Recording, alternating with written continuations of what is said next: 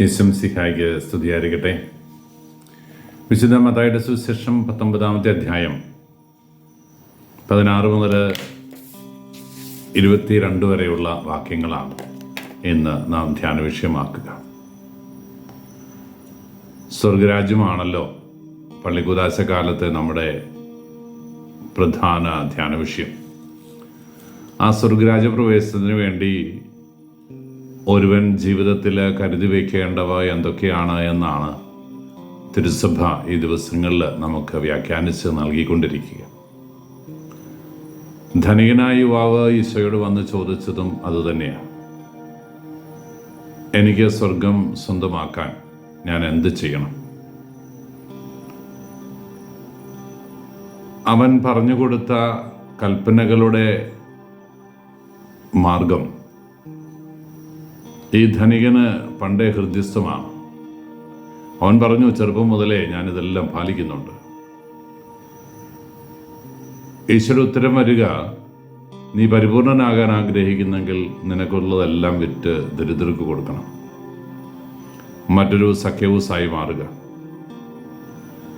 ഈ ഒരു നിയോഗമാണ് ദൈവം ധനികന്റെ ചുമലിൽ വെച്ചു കൊടുത്തത്. അവൻ ഭയപ്പാടോടെ ദൈവസന്നിധിയിൽ നിന്ന് ഓടിയകലുകയാണ്, തൻ്റെ സമ്പത്തിലുള്ള പിടിവിടാൻ അവൻ തയ്യാറാകാത്തതുകൊണ്ട്.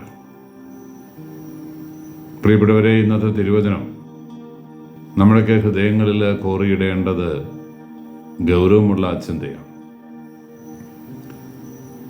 ധനം ആസക്തിയാണ് എന്ന് നമുക്കറിയാം.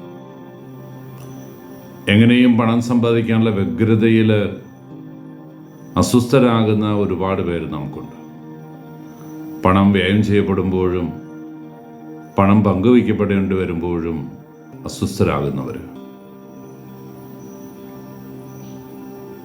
ഈശോ പറയുന്നത്, നിന്റെ വസ്തുവകകൾ ദരിദ്രർക്ക് കൂടെ അവകാശപ്പെട്ടതാണ് എന്ന് തന്നെയാണ്. വിശുദ്ധ അംബ്രോസ് പറഞ്ഞിട്ടുണ്ടല്ലോ, നിന്റെ അലമാരയിൽ നീ എണ്ണി അടുക്കി വച്ചിരിക്കുന്ന നോട്ടുകെട്ടുകൾ നിൻ്റേതല്ല, അത് പാവപ്പെട്ടവൻ്റേതാണ്. നീ അണിയാത്ത വസ്ത്രങ്ങളും നീ ധരിക്കാത്ത ചെരുപ്പുകളും നിൻ്റേതല്ല, അത് ഗതികേടുകാരൻ്റേതാണ്. നമുക്ക് ഈ ലോകത്തിൽ സമ്പത്ത് ശേഖരിക്കുന്നതിന് സ്വകാര്യ സമ്പത്ത് അല്ലെങ്കിൽ വ്യക്തിപരമായി കുറച്ച് കാര്യങ്ങൾ കരുതി വെക്കുന്നത് ഈ ഒരു കാലഘട്ടത്തിൽ അത്ര വലിയ അപരാധമൊന്നും ആയിരിക്കില്ല. പക്ഷേ ധനം മാർക്സിയൻ തത്വശാസ്ത്രം അനുസരിച്ച് പറയുന്നത് പോലെ നമ്മളെ മയക്കുന്ന, അസ്വസ്ഥമാക്കുന്ന ഒന്നായി മാറുമ്പോൾ അത് നമ്മൾ ഗൗരവത്തിൽ ചിന്തിക്കണം.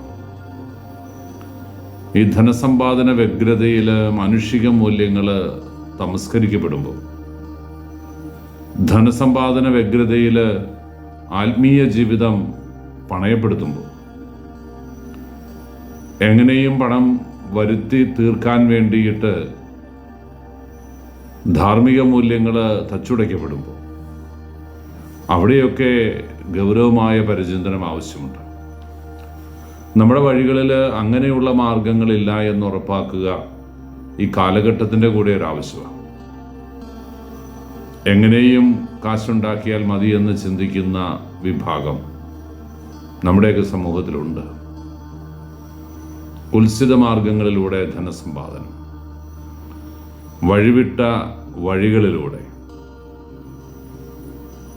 പണമുണ്ടാക്കാനുള്ള വ്യഗ്രതയിൽ ജീവിക്കുന്ന വ്യക്തികൾ, അവരനെ കാണാനും അവൻ്റെ കണ്ണീരൊപ്പാനും അവൻ ആശ്വാസമായി തീരാനും നമ്മുടെ ധനത്തിൻ്റെ ഒരു ഓഹരി പോലും കൊടുക്കാൻ തയ്യാറാകാത്തവർ,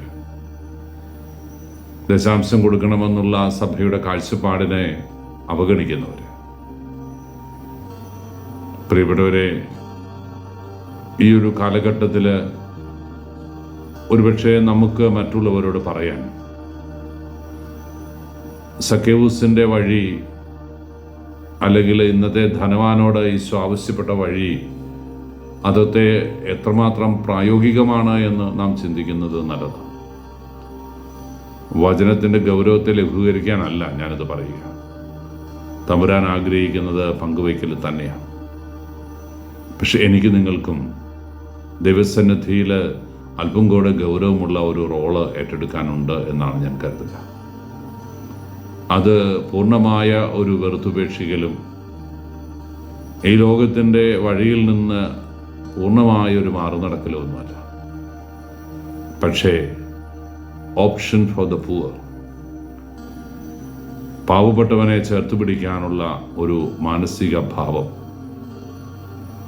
പണത്തോട് കാണിക്കുന്ന അമിതമായ ആസക്തിയിൽ നിന്നുള്ള വിടുതൽ, എങ്ങനെയും സമ്പാദിച്ചു കൂട്ടണമെന്നുള്ള വ്യഗ്രത, ധാർമ്മിക മൂല്യങ്ങളുടെ തച്ചുടയ്ക്കൽ, ഇതൊന്നും ജീവിതത്തിൽ സംഭവിക്കാതെ മാന്യമായ രീതിയിൽ പണമുണ്ടാക്കാനും ഉണ്ടാക്കുന്ന പണത്തിൻ്റെ ഓഹരി ഇല്ലാത്തവനുമായി പങ്കുവെക്കാനും ഒക്കെയുള്ളൊരു മനസ്സ് നമുക്ക് സ്വന്തമാക്കിയാൽ ഈ കാലഘട്ടത്തിൽ നമുക്ക് മുന്നോട്ട് പോകാനാകും എന്നത് ഉറപ്പാണല്ലോ. പ്രിയപ്പെട്ടവരെ, തമ്പുരാൻ പറഞ്ഞ വഴി തന്നെ നമ്മുടെ മുമ്പിലുണ്ടാകട്ടെ, ഗൗരവമുള്ള ലക്ഷ്യമായിട്ട്. എന്നാൽ ധനത്തിനു വേണ്ടി മാത്രം ജീവിക്കുന്നവരായി മാറാതിരിക്കാൻ, ആവും വിധം മറ്റുള്ളവരെ ചേർത്ത് പിടിക്കാൻ, എൻ്റെ മുമ്പിൽ കൈനീട്ടുന്ന ആരെയും ഒഴിവാക്കാതിരിക്കാൻ, കഴിവുള്ള വിധത്തിൽ അവരെ സഹായിക്കാൻ, അതിനുള്ള കൃപയ്ക്ക് വേണ്ടി നമുക്ക് ആഗ്രഹിക്കാം. ഈശോ അനുഗ്രഹിക്കട്ടെ.